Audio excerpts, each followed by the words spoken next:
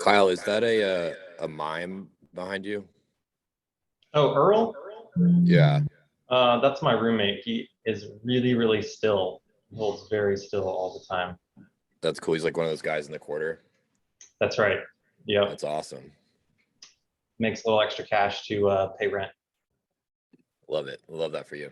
Yep. Totally forgot that I had that behind me still. So, yep. SVP. I have a weird mannequin behind me, and I put him in my driver's seat to try to prevent people from breaking into my car.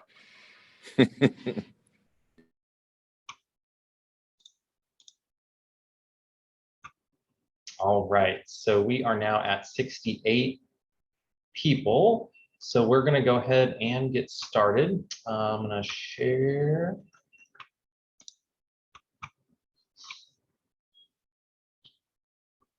Ooh, sorry, give me just a second.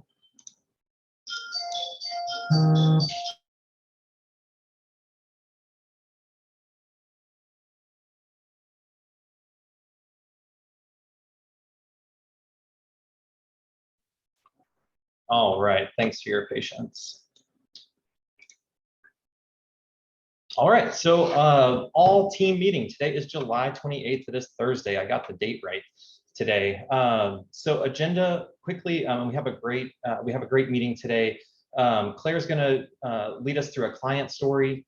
Liz will talk about our 2022 goals and Q2 progress review. Also, strategy and big bets update. So part of our strategic growth plan, Keith is going to talk about the launch of RAF, or the Recovery Acceleration Fund. Angela talking about the launch of our National Share Fund, and Michelle talking about our Resilience Fellows. Then Thomas will give us a Q3 forecast, specifically around Toyota Production System, or TPS training. I have a couple HR updates, and then we'll do some shout outs and wrap up. Sound like a plan? All right, so without further ado, I will introduce Claire. Hi guys. This client story that I want to share is about Miss Elizabeth Billiot. 70 years old. She and one of her sons, who is disabled, lived in a raised modular home along the coast of Louisiana when Hurricane Ida struck. And the storm ripped off portions of her roof and entire external walls, as you can see in the pictures. And the inside of her home was in shambles. Insulation fibers covered every last surface, and all her personal property was destroyed due to excessive rains. So volunteers and her able-bodied sons were able to muck and gut her home, and her sons placed tarps on the roofs and exterior walls, which weren't really secured and later fell off. But anyway, the disaster left her home completely uninhabitable, and it left her and her disabled son to live inside a shed located in the backyard of another son's home, which has since hooked up to water, sewage, and electricity.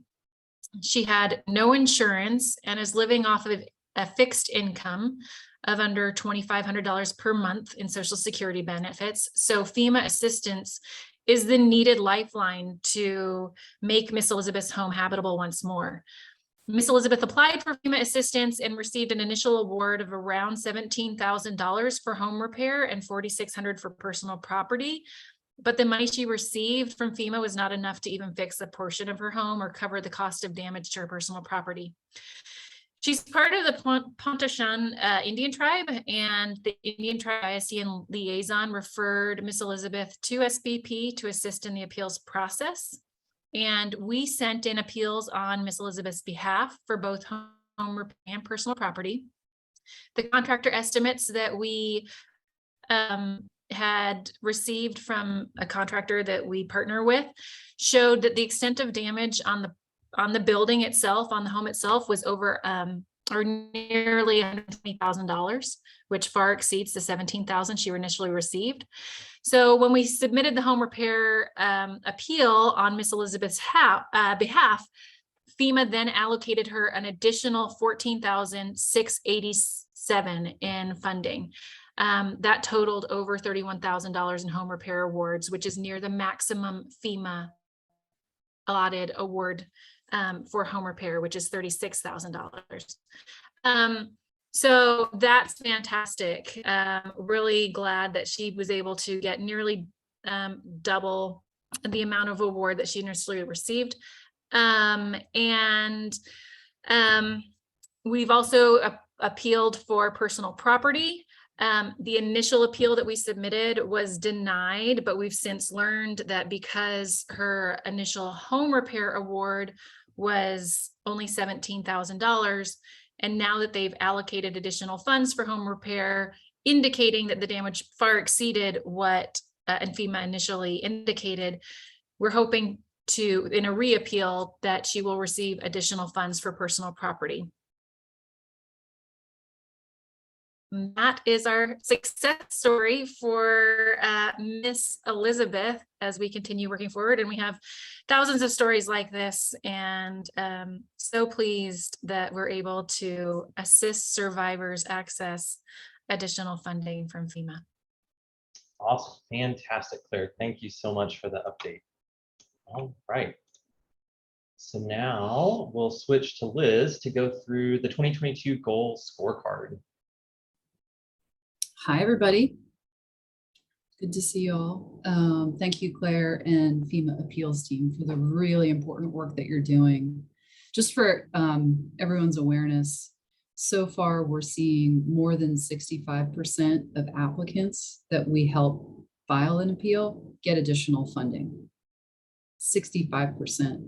In some areas, it's more than that. And so the work that our FEMA appeals team is doing is directly helping homeowners access more money to do these repairs, and really critically important. Also, I think really highlighting that FEMA's got a long ways to go in terms of making their program or designing their program in a way that it's really supposed to work for people who desperately need access to that money. And so I know a lot of the data that Claire and her team are gathering, she's sharing with Reese, who's having high-level conversations at FEMA in an effort to help them understand what's going on the ground and hopefully make some really needed changes to that program. So thank you, guys. All right, for anyone who's been here for a team meeting before, this should look very familiar, this slide. For anyone who's new, I just want to take a couple moments to introduce you to our 2022 goals and goals scorecard. So maybe you saw this during orientation or onboarding, or it looks remotely familiar, but this is what we're all about in 2022. This is how we're going to move the needle and help many more families come home and help many communities as they try to improve both their recovery after a disaster and their preparedness beforehand. And so there's a lot of great work that our team is doing day in and day out to achieve these goals. A couple of things I want to highlight. The resources at the bottom are really critically important. This part of our business has to work and work well for the 5 interventions to have a chance of working, right? To be executed really well. And so those are technology, development or fundraising, communications and marketing, human resources, and finance. Each of those teams has some high-level goals and a whole lot of other targets that they're working on day in and day out. And then the teams that are tasked with the interventions or the programs and activities that we're doing also have their own set of goals. And so my job today is to provide an update on how we're tracking towards our goals this year. So if we can hop to the next slide, I have a quick summary here to share with you. And I actually want to start at the bottom, in the bottom box. So this is, and I think really important, technology is on track, right? We are on track to launch our upgraded Salesforce by Q3. So thank you, Shelton, Alicia, and Brittany. Really nice job there. And everybody who's been involved. This isn't just a team of 3 working to make our new Salesforce system ready for launch, but everybody here sharing input and providing guidance. Hopping over to development, they are at 52% of their goal for the year as of the end of June. I just cannot thank Elizabeth and Rachel and everybody on the development team for the work that they're doing day in and day out to tell the stories of the families that we're impacting and the families that still need assistance and support. So just hats off to all of you for helping us bring in really significant funding this year. Next, shout out to Doug and Jen and Anya on the comms and marketing team. they're helping us think about how we tell our story better, smarter, more effectively, and more efficiently. And I had no idea how much we had to improve in some of the comms and marketing spaces. And now that we have really highly capable, creative, uh, innovative people on the team, and we move into these spaces, it's really just fun to see how we can get our name out there and how we can get our clients' stories out there and get more people engaged in the important work that we're doing. So just big shout out and thank you to that team. Kyle, Courtney, and the HR team are doing a really nice job. We have hired 33 new people in 2022. 33 new people in 2022, which is really amazing. So everybody who's new, welcome. Everybody who's been here for a minute and helped us bring in talent and or welcome new talent to the team. Thank you so much. I'm also really excited to say that both in terms of performance management and goals that we have around more diverse hiring, we are on track. So just thank you, everybody on the HR team, for all the important work that you're doing day in and day out. And then lastly, Keith, Nicole, and everybody in the finance team, you guys are our backbone. Thank you. This little snapshot of what finance is doing is, I recognize, totally inadequate and very, very high level when we think about the way that they're involved in all of the important work that everybody's doing. So thank you guys for the accuracy with which you do the work. And also, I think, thinking in creative ways to help us all sort of understand from a financial perspective how we're doing and how to tell our story more effectively, and providing, just like, let's give it up to the finance and accounting team, like awesome customer service for everybody internally and externally. So thank you guys. All right, so let's move on to the other stuff. Build. I just realized I made an error. Oh my goodness, I'm so sorry, you guys. The very first goal, it's the OOR, and G-A means goal versus actual. We're actually on track. I put 620 homes because that's a combination of OOR and OH, but the OOR goal is 585, and we are on track on the OOR side. And I think really impressively, some of our sites are actually ahead. So special shout out to the Bahamas team, who is ahead of their goal. Big shout out to the Houston team, who is also tracking slightly ahead of their goal this year, which is awesome. Big shout out to the New Orleans team. They are on track for this year. And just comparison, I was looking at the dashboard from June 2021, and the New Orleans team had built 14 houses this time last year. They have done 45 so far as of the end of June. So huge leap there in New Orleans. Great work, Kenneth and team. And overall, the OOR team is tracking 10 families' houses ahead of where we were this time last year. So just hats off to everybody who was working really hard day in and day out to help the families that we're working with get back home. Really appreciate it. The reason that the first line in build said behind is really because of OH, or opportunity housing. We are behind in opportunity housing. Our goal is 35 units this year, both for sale and for rent. And those units are in Houston and New Orleans, for anyone who's not very familiar with the opportunity housing program. We have 2 units done. Big thanks and shout out to Robert in New Orleans. And Robert in Houston is about to finish 4 more houses in the next 2 weeks. So we've had some challenges. We've had some issues both in the field. As many of you know, Phil joined our team about 3 months ago, and really excited about the direction in the second half of the year and where we're going to land. I don't think that we'll hit 35 units, but we're going to come pretty close. And then the last thing I want to highlight and build is our goal of preserving $20 million in equity for homeowners. When we came out with this goal, I remember thinking, like, that's a really big number, like scary big number. I don't even know if that's possible. I actually think the number may now, in hindsight, I'm realizing, be a little bit low, because we have already tracked to 9.9 million in homeowner equity preservation so far this year. So we're on track / ahead there. So really nice work, and big shout out to Kristen for all your help with the calculations and figuring out how to track this in a way that I think really represents the work that we're doing in a very accurate and precise way. So jumping down to SHARE, Angela, as you all know, is heading up our SHARE program, which shares both funding with other NGO partners, in some cases AmeriCorps members, and also training and additional support. The goal for this year is for our partners to complete 350 homes. We have already surpassed that. We're at 383.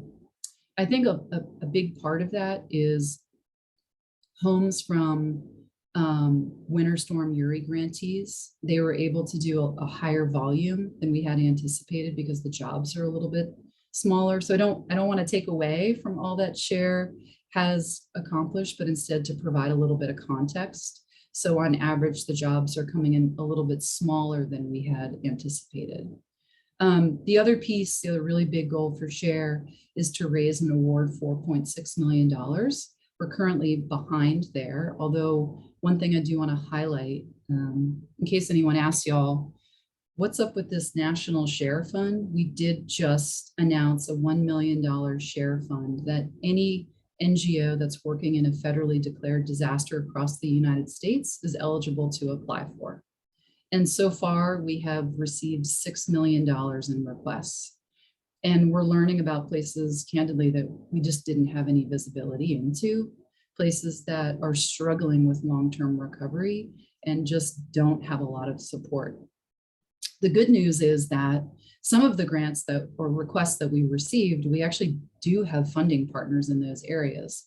So as an example, Angela received requests from organizations in Texas that are still supporting clients with Winter Storm Uri rebuilds. And when she got those awards in, she and Brittany on the development team went to the Just Keep Living Foundation, which had awarded SBP and our SHARE program very significant funding last year, and said, hey, we have partners who have more requests. Could you help us out?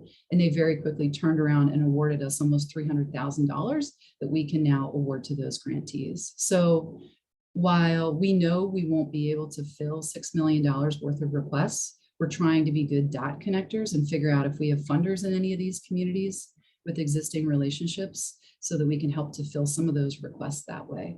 And then also we're trying to figure out how to share these stories with y'all to help us think about how to do further dot connecting and tell the stories of communities that years later are still struggling to rebuild. So more to come with SHARE.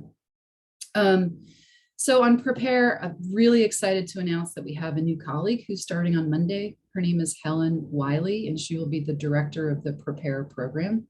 She'll be the first ever full-time director that we've had for Prepare, which is super exciting. She will be doing everything from working with the comms and marketing team to hit sort of a digital outreach goal, to helping us think through and imagine and reimagine some of the programming that we've tried and currently have in place. So Helen comes to SBP by way of the Wharton Center of Risk Management. Really excited to have her join the team, and she will be reaching out to some of you to introduce herself and to learn more how she can support your Prepare efforts in your communities. He's going to talk a little bit about RAF, so I don't want to steal his thunder. I'm just going to pass over that for now, but I think we're making really good progress there. And then the last thing I want to highlight is under Advise. So the first goal is a little bit confusing. There's some words missing there, so sorry, but the goal is for us to increase FEMA awards by $1.5 million. And so far this year, that team has achieved $719,000 in additional awards. So we are on track there. Really, really excited. They have a new colleague, Giselle, who is Palma, who's starting on Monday as well. So I think we're going to see more move.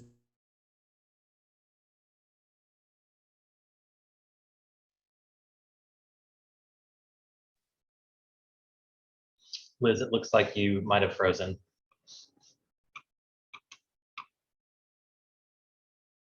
All right, well, while Liz is... I'm going to bring my computer into Liz. Okay. So let me kill the camera because it will just confuse things, but forthcoming. All right. Hold, please. Thanks, Zach. Yes. Get rid of these. Anyone know a good joke?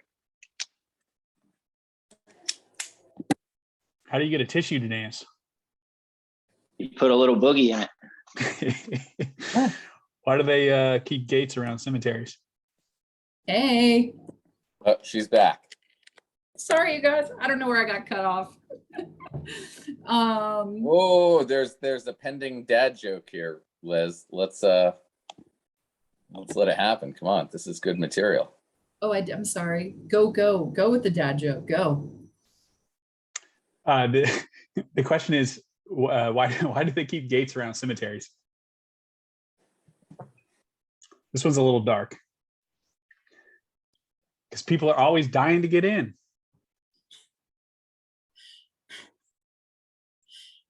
Wow. Sorry, I'll excuse myself. Okay. Should I just keep rolling here, Kyle? Okay. I was in the middle of giving JR a shout out when I got cut off. Is that The right? last thing I heard was the FEMA appeals, Oh, okay. 719,000. Yeah. So just great work to Claire and team. And Evan, who, as you guys know, was working on that program really diligently for the first 6 months of the year. Big shout out to JR. He has a goal of, and his team have a goal of training 45 leaders through the LPC, or the Leader Practitioner course. And these are leaders who are in charge of very significant CDBG DR grants to their states and jurisdictions. He's ahead of that goal. He's already trained 38, and we've got more people signed up. Just thank you, JR and team, for your leadership and hard work and making sure that folks in those seats understand how to design and implement programs that are really aligned with the spirit of how those funds were intended to be spent, and helping homeowners like the ones that we serve day in and day out get back home. So I'm going to pause there, I think, or just stop there and pass it back to Kyle, who is going to hand it off to, I think, Keith next. That is correct. So the first part of strategy and big bets, Keith, would you like to talk about the launch of our RAFT program? Absolutely. Can everyone hear me? All right, perfect. Kyle, if you would go to the next slide. Thank you.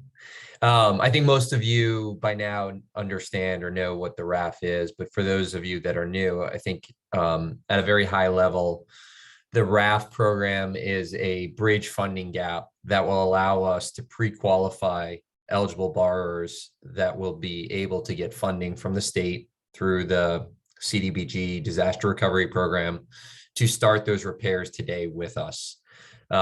It's a pretty innovative idea. Obviously, it's one of the top priorities we have. And there's a lot of work administratively that goes into kind of getting that in place.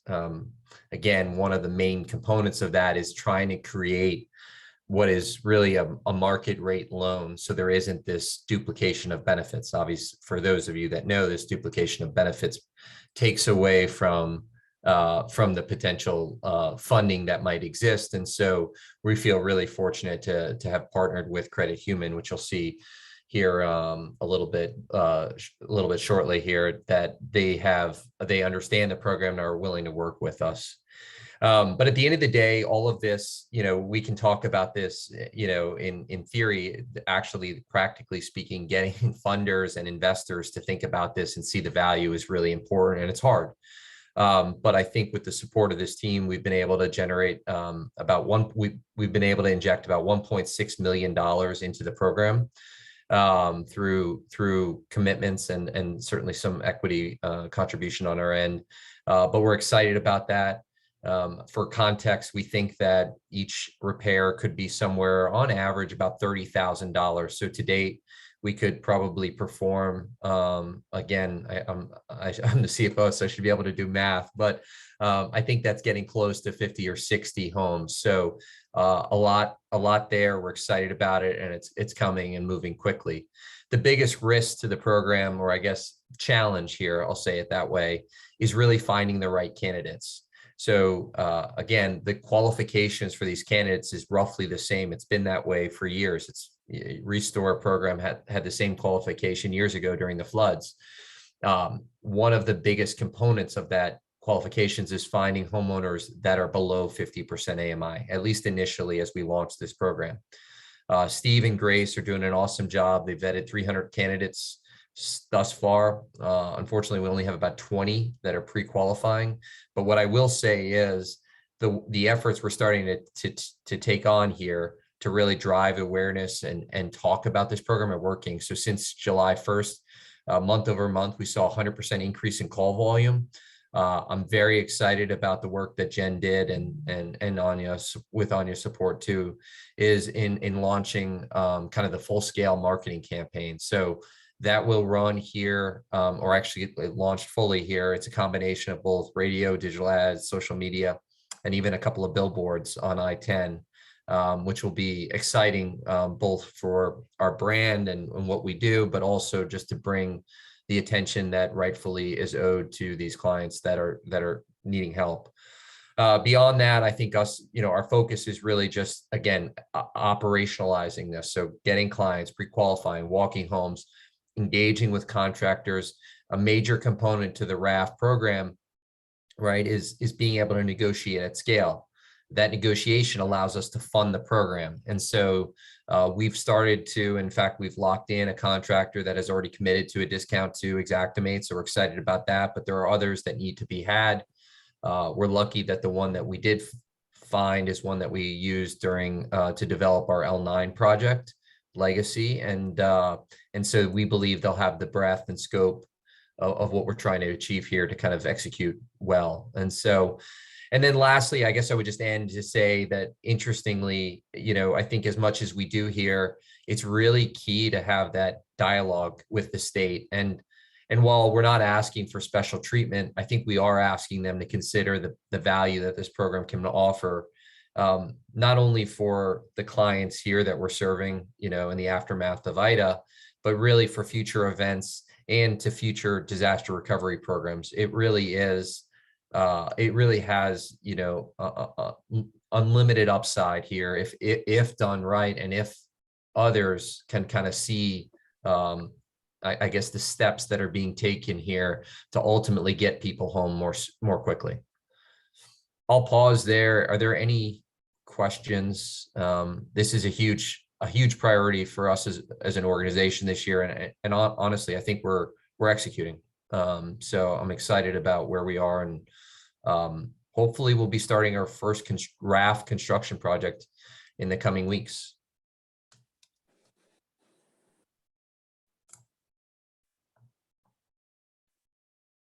And to Shelton, Alicia, and Brittany, thank you for the support you guys did provide in building out that Salesforce platform.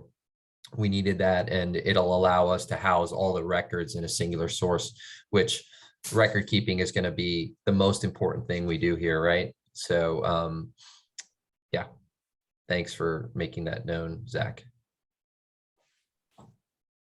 Fantastic. Thank you, Keith. Really appreciate it. All right, so we'll jump to Angela to talk about the National Share Fund. Well, thanks, Kyle.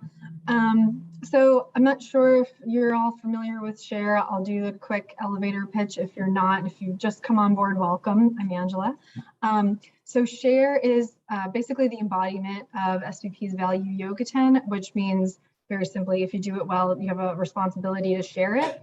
And so we Bless do you. that. Bless Sorry, you. could you hear that? We do that by providing these wraparound services in addition to funds for our subgrant applications and partners that come in.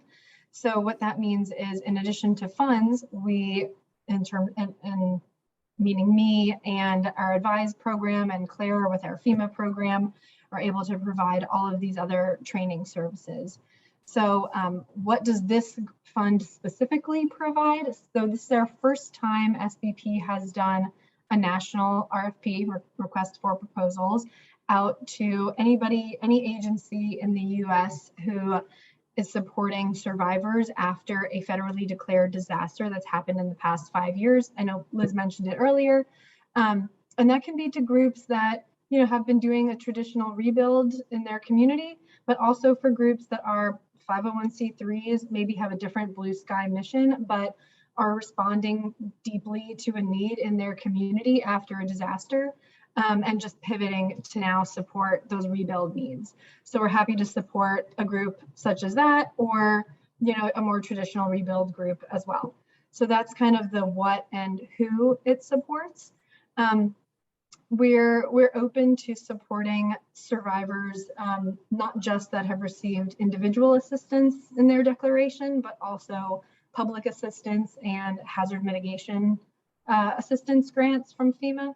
And so that even like opened up the floodwaters a bit more.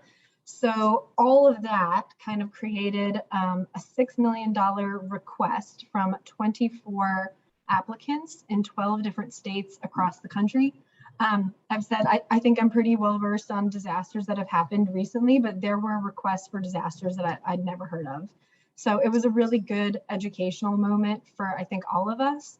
And what Liz has helped facilitate, and JR and Reese and Claire, is this really good like dot connecting moment where we say, okay, we know that we can't provide funds, $6 million worth of funds for these survivors. Clearly, we have only about 800,000 to give. How can we also support these survivors and these agencies in other ways that SBP, can easily leverage our team to provide this support? And that could be anything, like I mentioned, from the FEMA appeal training that Claire and her team do so well, to DCM and LTRG trainings that JR and Reese and his team provide, to preparedness and post-disaster recovery navigation trainings, and even the workshops and the series of workshops that we provide, even just as simply as client service communication, construction communication, and volunteer management. So we're offering all of those to the applicants. So I know that was a bit much. I'll pause and see if there's any questions, but also I'll put my email in the chat. You guys can reach out if you have more questions.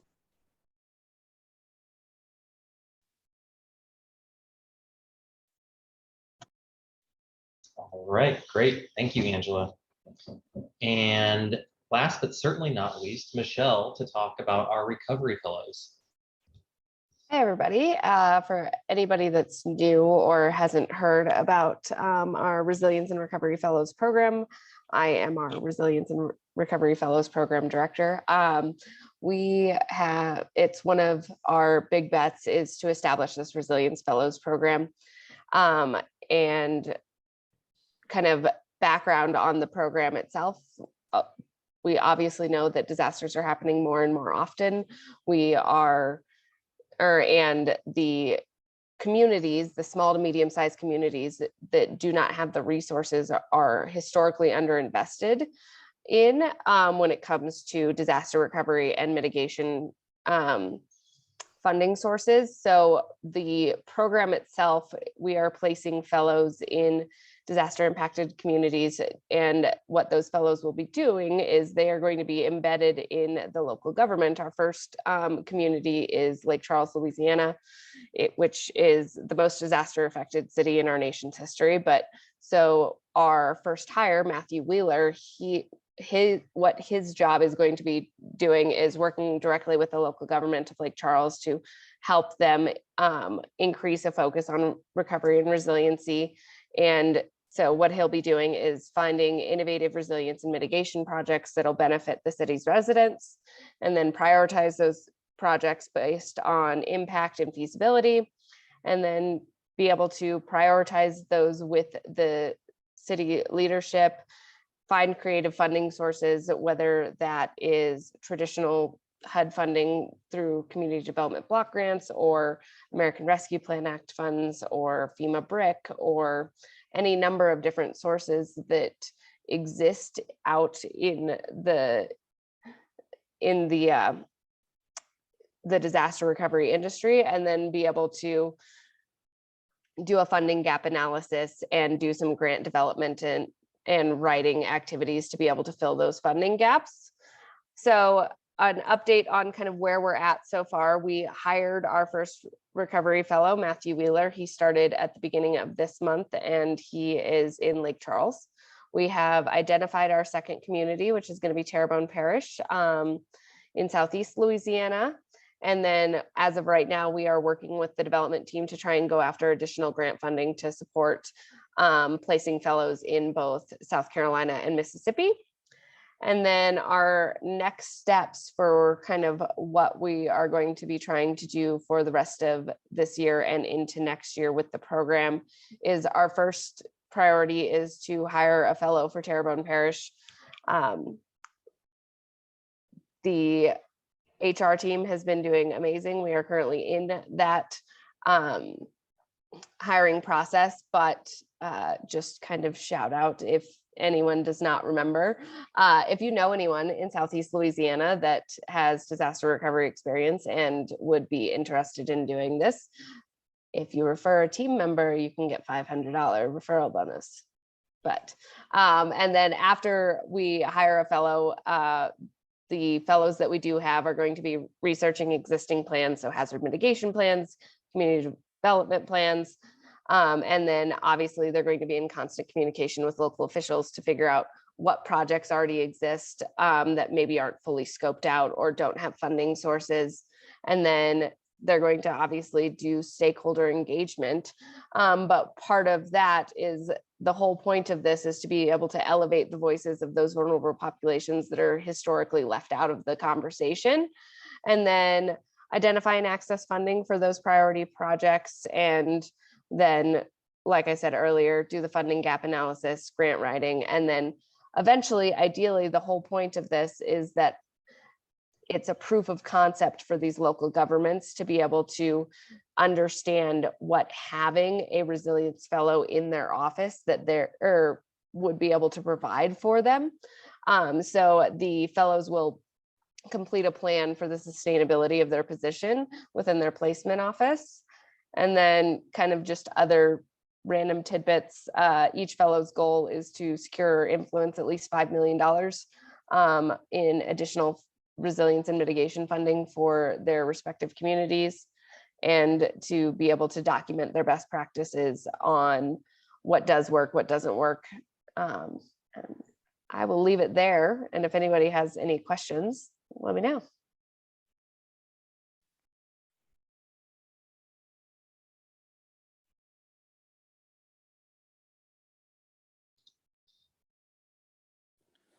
Hey, Michelle, that's awesome. I'm so thrilled you're on the team here. Is Matt trying to scroll around, see if we can He's find on the Matt? call. I saw him earlier. Matt, what do you have to say? What's the most exciting part? What are you thinking? I love The your heart most for service. So I'm exciting kind of glad part for the team to so get to know you. far. Sorry, I was cutting you off.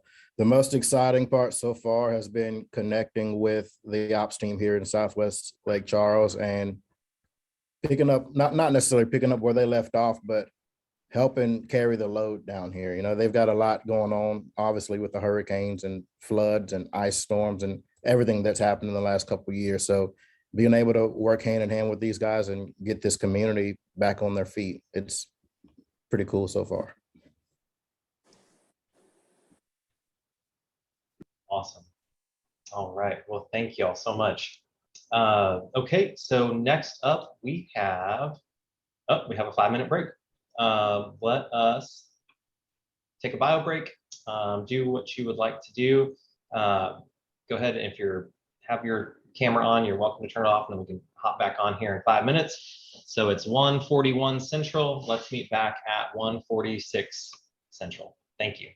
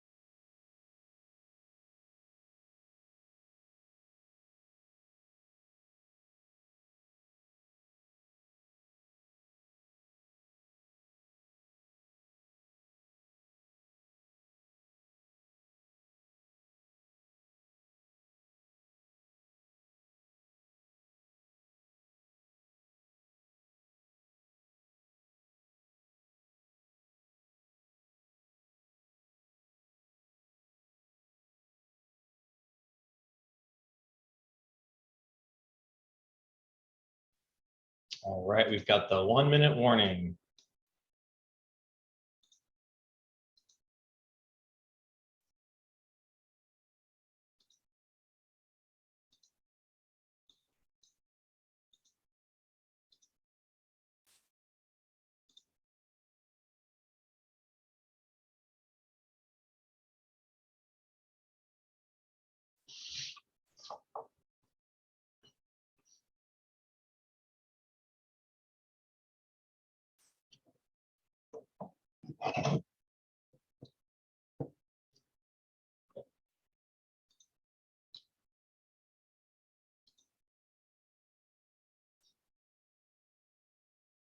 All right, so we are now back.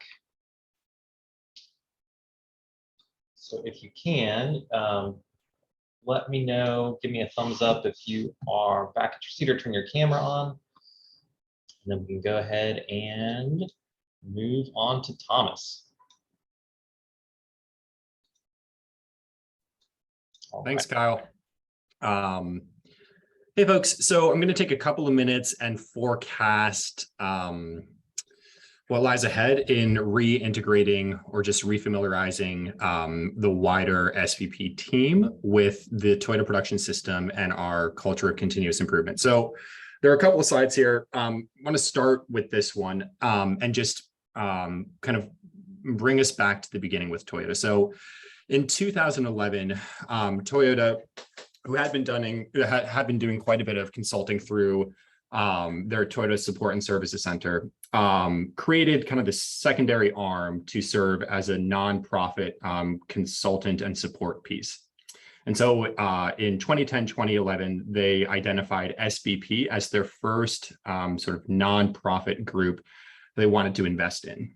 And so there's a longer story about kind of that, how we met and how we began working together. But one of the first things that Toyota did was map out our resources and impact over the last 4 years. And so what you see in front of you here is some of the basic data that they pulled. So they looked at our operating budget from 2008 until 2011. They looked at the number of volunteers that SVP was leveraging in that same time frame, and then ultimately the number of homes that we completed repairs on and got families back into. So what you can see is that while our budget grew and while the number of volunteers that we were leveraging grew, ultimately we weren't getting many more families, if any, back home.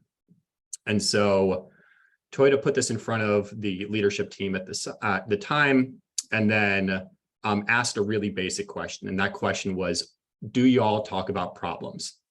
And the true answer was no. At the time, SVP wasn't talking about problems.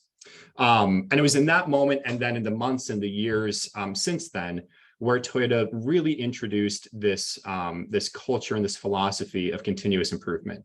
And I'll make the argument, and we kind of make this in our TPS training, that continuous improvement has a greater ROI than almost anything we can introduce into our operations. We can get more people, more money, more volunteers, more trucks, more tools. We can get more of everything. But if we are not operationalizing around continuous improvement and leveraging that part of our DNA, we're ultimately not going to see the gains that we can. So I understand that many of us here maybe have some familiarity with TPS and Toyota. Recently working with Courtney and Megan, who's now on maternity leave, to understand our onboarding and orientation materials around Toyota and the Toyota Production System, I have realized that they are lacking and there's opportunity. So I first want to acknowledge for those who have joined SVP, even in the last few months, that maybe your first date with TPS did not go well, and maybe you were a little overwhelmed by the information, or it doesn't really make sense. And I want to own that and share what it is that me and a couple of other people who are going to work on this between here and the end of the year, what we intend to do to both reintegrate Toyota Production System and continuous improvement into SVP, but get you all more familiar, more confident with it, so that when you're asked, hey, what is TPS and how is SVP using it, y'all feel comfortable and confident speaking to that. So Kyle, if you can hit the next slide, I want to forecast where we're going to go. There are really three areas that we want to focus in between here and the end of the year.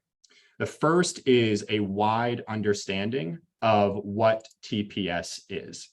We're going to retrain everybody on this call. We're going to retrain all of our AmeriCorps members so that folks understand the origin story of Toyota, how Toyota and SBP met, what that early working environment looked like in continuous improvement and kind of developing the SBP systems. We're going to run everyone who's on the team today through this.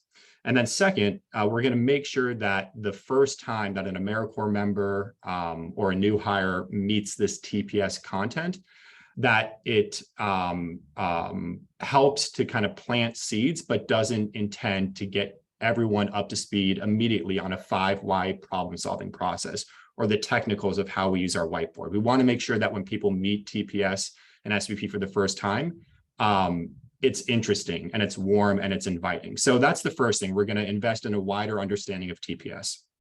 Second is we're going to seek for consistency in application. And so oftentimes when we talk about TPS at SBP, folks will point to the whiteboards, right? That's kind of like the most tangible piece of the Toyota production system that people kind of witness every day.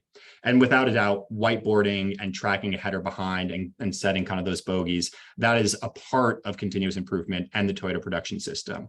But it's not everything. It's how we solve problems and how we talk about problems. It's how we create space to do that.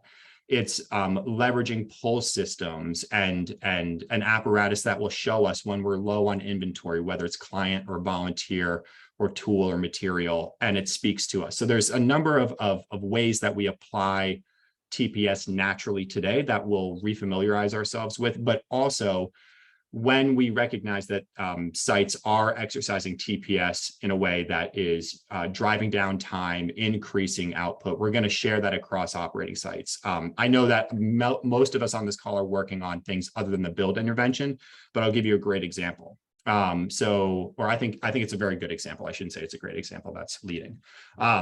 So 2 weeks ago, I was in Houston and had a conversation with Chad and with Bruce, who purchased I think it's like $120 or $150 add-on to a Hilti drill that effectively allows for a preloading of drywall screws, so that when we're hanging drywall to the ceiling, really an individual can hold that piece of drywall and then be driving in those screws. Before we had this tool, it was taking 3 individuals to hang a sheet of drywall on the ceiling, because you'd have kind of 2 AmeriCorps members or volunteers holding it up and then 1 individual driving in the screws. Because we have this tool now, we're able to cut down from 3 people to 2 people. It increases the number of human beings we have to work on a project because we're taking 1 person off of that particular task. It is helping to improve quality because we can set the actual depth of the screw to be driven. And that in itself is a natural occurrence of TPS, where we're recognizing that there is a way to do the job to a quality standard and to an efficiency standard that ultimately gets a better result and more result for our homeowners. So, but that right now is occurring in Houston. It may not be occurring here in New Orleans or in Florida or in Puerto Rico. And so if we want to see consistency in application of Toyota production system and continuous improvement.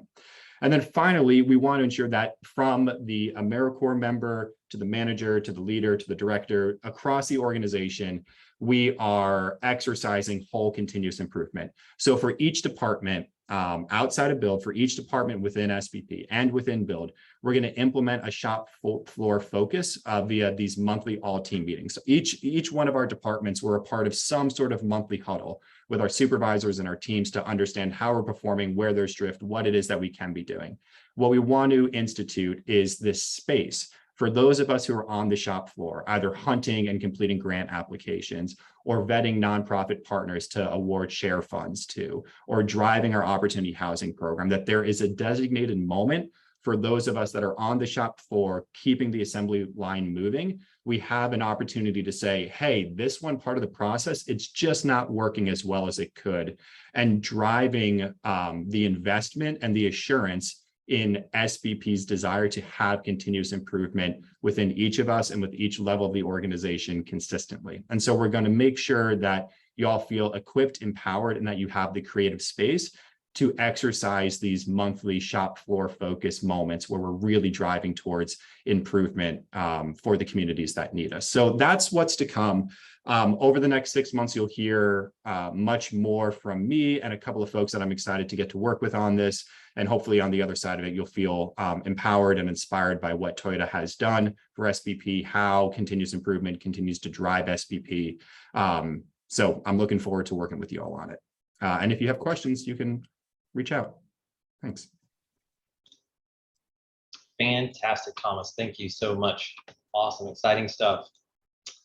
All right, so I am up now. Just 3 quick HR updates.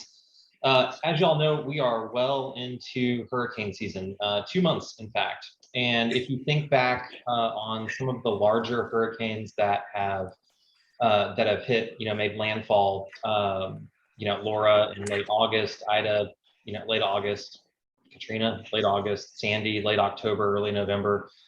We are certainly not out of the woods yet, but what we do have some time to continue to refine and get better at being prepared before a disaster strikes, and then having SBP as a whole come together and respond to that disaster. And it starts with a plan, both at the national level and at the personal level. And so what I would ask you to do, and just as a reminder, make sure that you're speaking with your teams.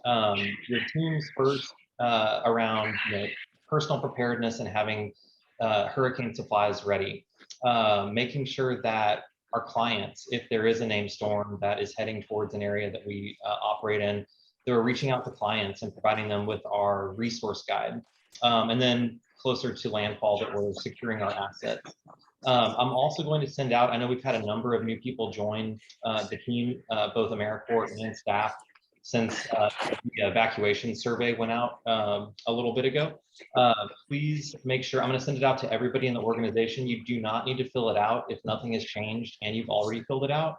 But for those of you who haven't seen it, it's a way for us to both get your updated contact information and then also understand where you're going to evacuate to if a storm is going to hit your area and you have to go either left, right, up, or down. And sorry, y'all, I think somebody's not on mute, so if you could just check to make sure that you're muted, that would be great. So be on the lookout for that email, and then once once those responses are collected, I will then share those evacuation plans and updated contact information with either the executive director or the head of the national department. So that's one. 2 is the Lunch and Learns. For those of y'all who remember the Lunch and Learns, we're getting back on track. And so we're going to start Lunch and Learns back starting August 11th with the Share department, then August 26th with our Caribbean response around St. Vincent and the Bahamas, and then September 8th, the Recovery Fellows program, and then we'll continue adding more and more. I'll also share in what I haven't,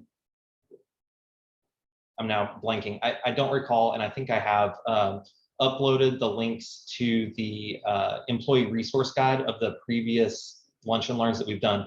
For those of y'all who don't know, we'll have a subject matter expert at SBP do about an hour presentation talking about their specialty at the organization. And it's a really great way to learn kind of all the intricacies and things that go on at SBP that you might hear about but might not know, all the details. It's a really great learning opportunity, and so we're bringing that back starting August 11th.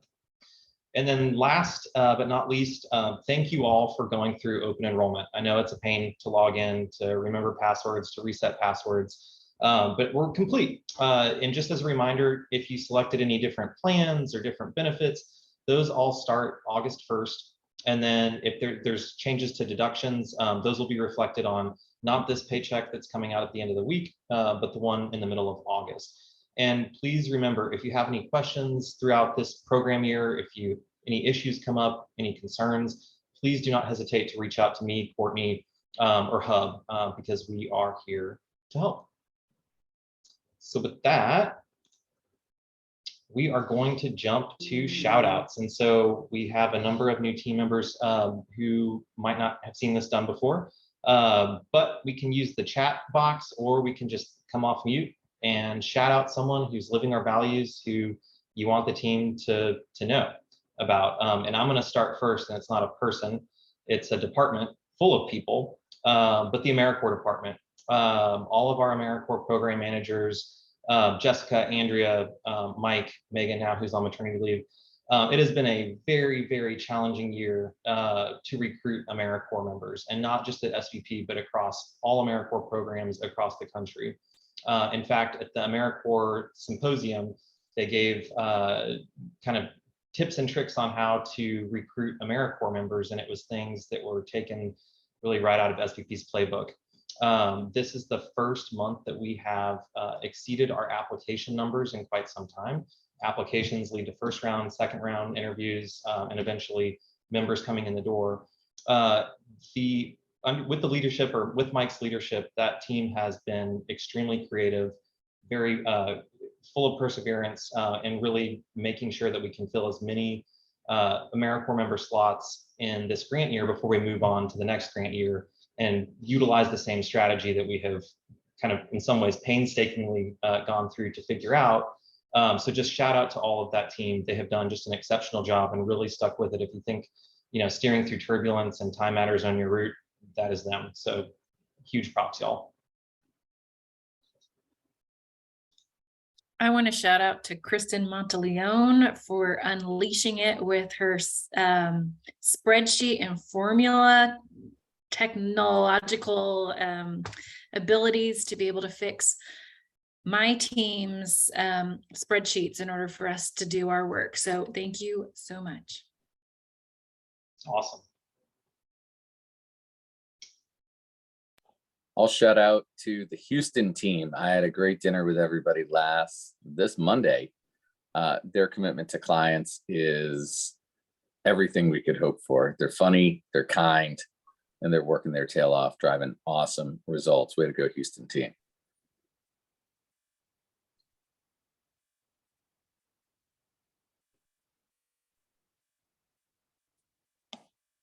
So I'll start reading out some of the chats. Well done and accept. Oh, I'm sorry. Nope. That was off. Shout out to Rick and the City of Columbia team. Shout out to everyone. We all play an important role. Shout out to Gen B for unleashing it every day. Shout out to Angela for owning a route. Kristen Emmett has been steering through turbulence with her 4 phones. Shout out to Alicia for all of her hard work perfecting the RAF Salesforce instance. Shout out to Kristen Emmett again for working on her photo video skills, and to Andrea and her team for providing awesome content for comms and marketing. The LG team, I guess this is the 3rd shout out to Kristen M. Also, Kristen Emmett is a whiz straight from Hogwarts. Yep. My Shiro Amy, you rock. Shout out for Alicia and Brittany A for their work with the Arcus on the Salesforce project. Caitlin Perez has been killing it managing OAHMP in Dulcie's absence. Seconding Amy, shout out to Southwest Louisiana, truly family. Shouting Doug out for creating great new content, and Jen helping us get through the word about AMC via social, get the word out about AMC via social media. Doug and his drone skills. Anya in her new role as Chief of Staff. Olivia Barone for all her hard work for the Advise team in South Carolina. Oh my gosh, I don't know if I can read all these, y'all. You're gonna have to go in. It just keeps going and going and going. This is fantastic. Big shout out to Nicole for always supporting the AmeriCorps team, whether it's monitoring visits, budgets, whatever it is, hands down, like awesome policy, everything. Thank you.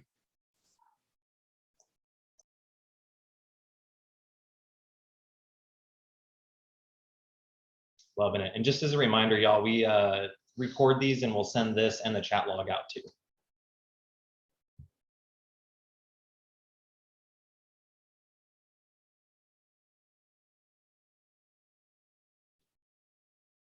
And oh, there we go. Yeah, all right.